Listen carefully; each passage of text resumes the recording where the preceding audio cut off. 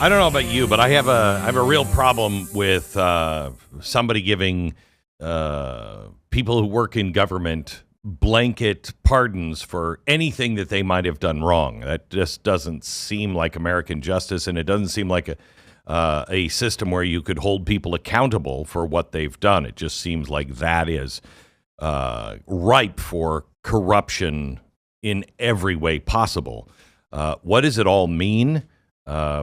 Well, Alan Dershowitz is here with us now to talk to us about the future pardons, or the pardons that Joe Biden made and said he wouldn't just a few years ago. Alan Dershowitz, Harvard Law School professor emeritus, host of The Dersh Show, and the author of Get Trump.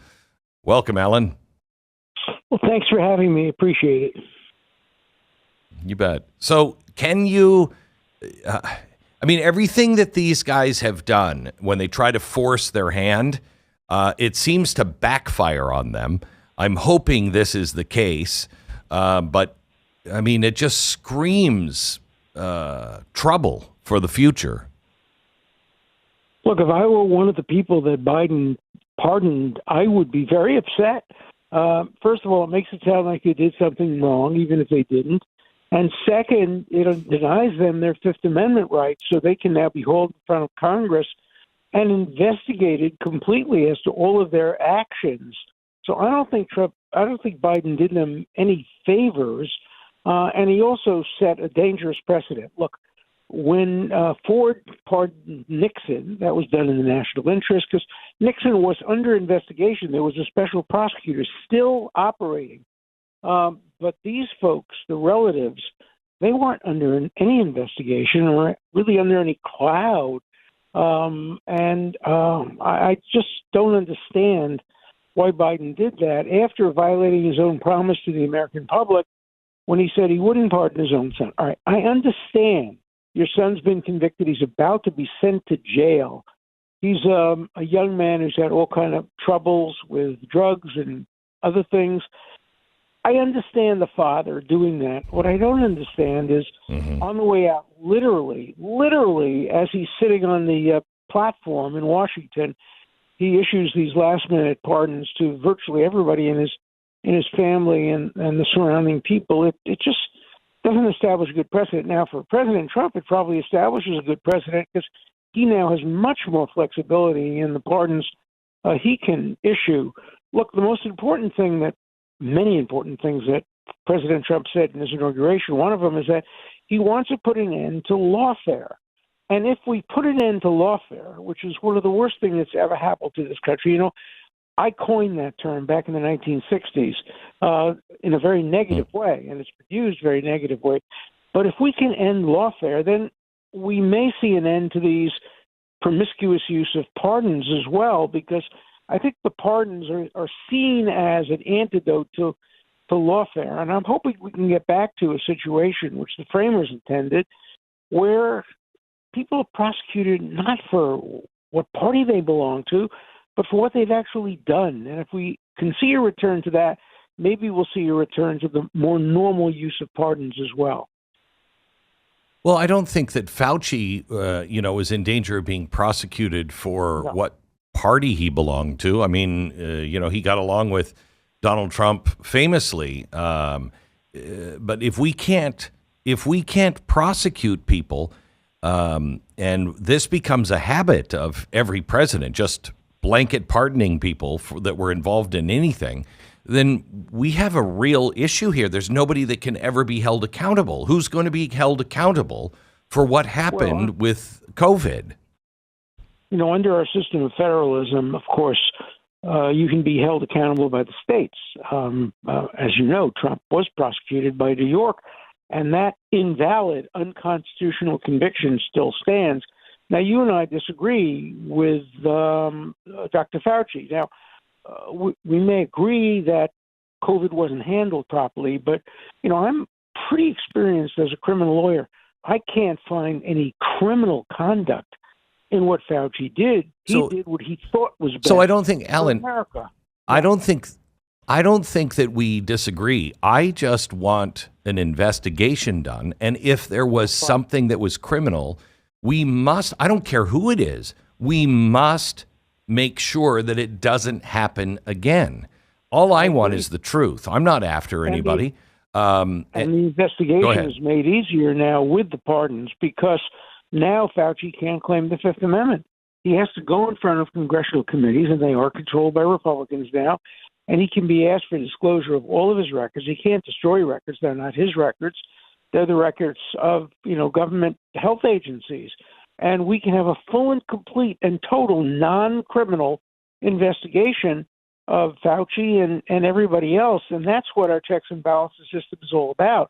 And I would like to see investigations. For example, I think one of the best things that President Trump said in his inauguration yesterday was he is putting a final end to DEI, diversity, equity, and inclusion, which is the single worst thing that's happened to our system of equality at universities in the United States today. As you know, DEI stands for diversity, equity, and inclusion. What it really means is lack of any diversity except based on skin color, lack of equality in the substitution of group equity, and exclusion of Asians, Jews, and other less popular minorities. So, I'd love to see an end put to that, and I'd love to see Congress investigate universities that still have DEA programs that end up being hotbeds of anti-Semitism, anti-Americanism, anti-Catholicism, you name it, anti-religion.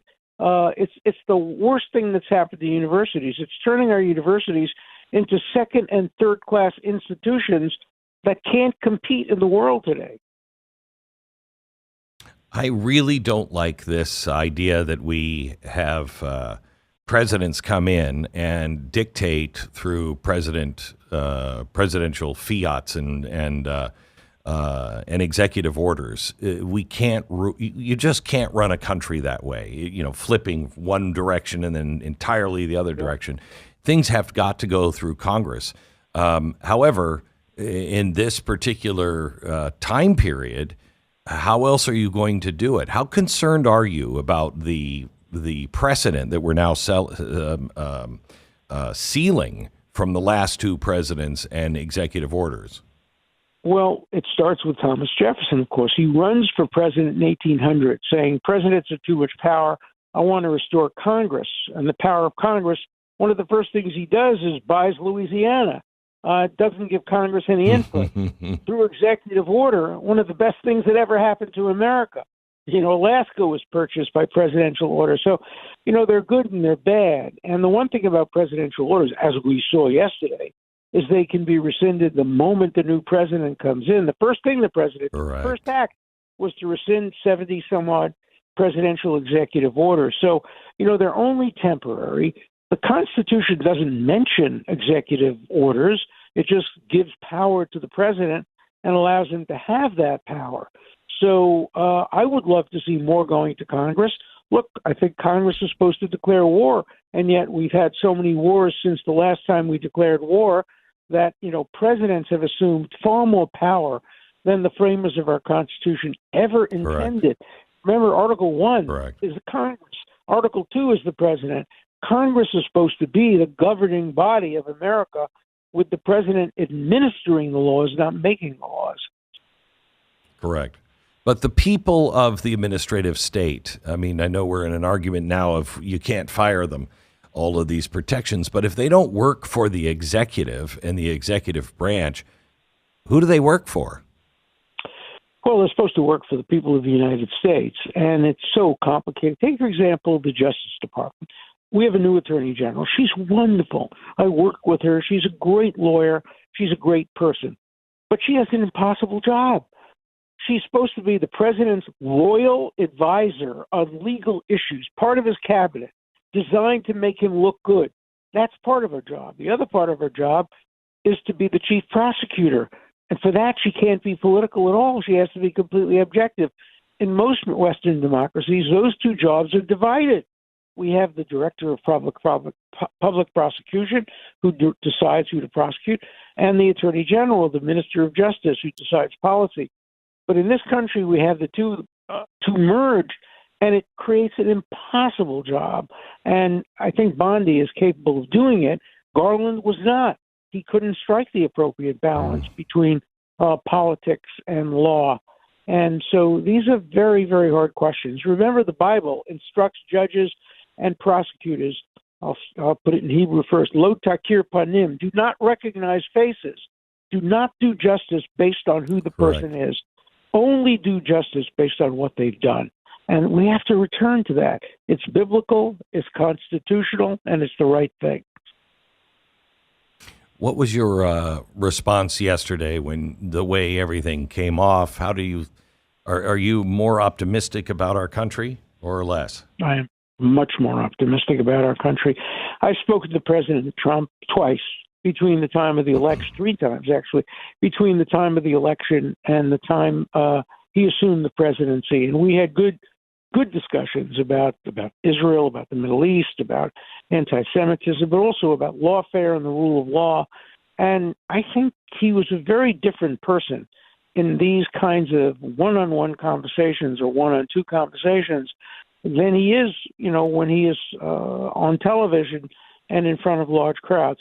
I'm hopeful that he'll really take advantage of the fact, I'll tell you, he's the luckiest guy in the world that he didn't win the last election in 2000. If he had that election turned around and they had judicially ruled that he was the president, he'd have had 4 miserable years in which half the country wouldn't have accepted him, and now he'd be a has-been. As of now, he is the most, the president with a mandate, with a popular vote. It's the best thing that ever happened to him. And I told him that. When I met with him most recently, I said basically, get over it. You're so lucky that you're now the president and you have a full second term ahead of you. And he smiled, and I think he'll do a good job. Yeah, I have to tell you, I told him similar, but I said, it wasn't necessarily about him. Look how grateful we should be, because look at, if we would have had him in 2020, so much wouldn't have been exposed that has been exposed over the last 4 years. And he would have been doing the same thing that he was doing in the first 4 years. This gave him a chance to step away from it, reassess, watch what's going on. People wake up, and now he has a chance of really making an impact.